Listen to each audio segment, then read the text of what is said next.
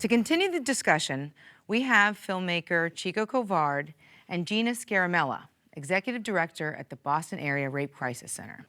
Chico, the starting point of the film for you is when you shoot your sister, which leads to this revelation that your sisters have been sexually abused by your father, which is a shocking moment.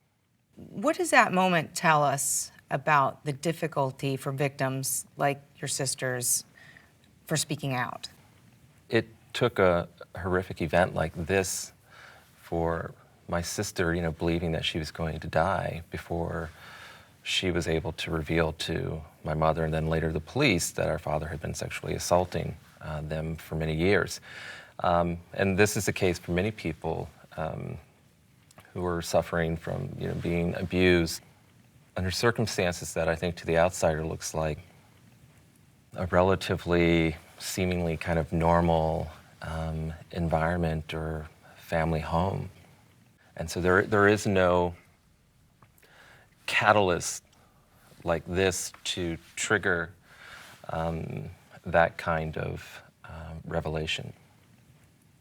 The shame and stigma really can keep people in a state of silence and non-disclosure because it is just so terrifying to think about what could happen. And this isn't somebody that Chico's sisters didn't know. This is their dad, who they also love.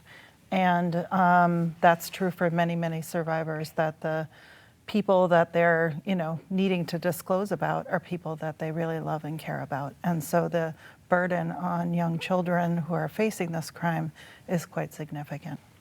The social attitudes that you're talking about with the shame and the stigma, how does that then impact your victim's ability to heal?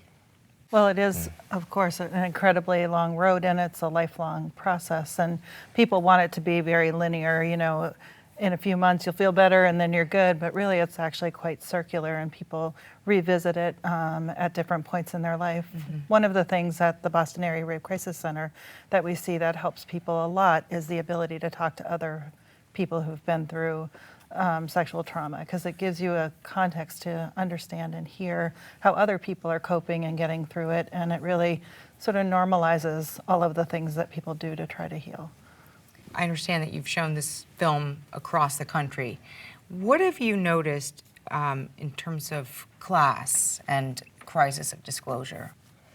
I've noticed that it's pretty indiscriminate, and that it sadly enough affects people across all kinds of demographics, rich, poor, various sort of religious beliefs, ethnicities. And I think that there is perhaps a sort of perception, a misperception, that this disproportionately impacts lower income and certain ethnic groups more than others. And that's just not what I've seen.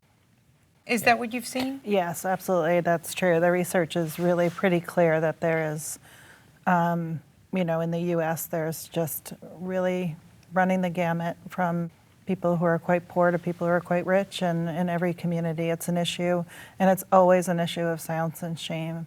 It's always an issue of whether or not you're going to be believed. It's always an issue of trust. For example, in the LGBT community, if you were to disclose an issue of sexual violence happening, you're bringing potential shame onto the community. That's true for, an African American community, or any ethnic or racial or religious or any group that's marginalized. There's huge pressure to keep things looking good. Imagining, these little girls having the courage to stand up to oftentimes these very well-respected figures in the community, and to believe that somebody is going to rescue them is a daunting task.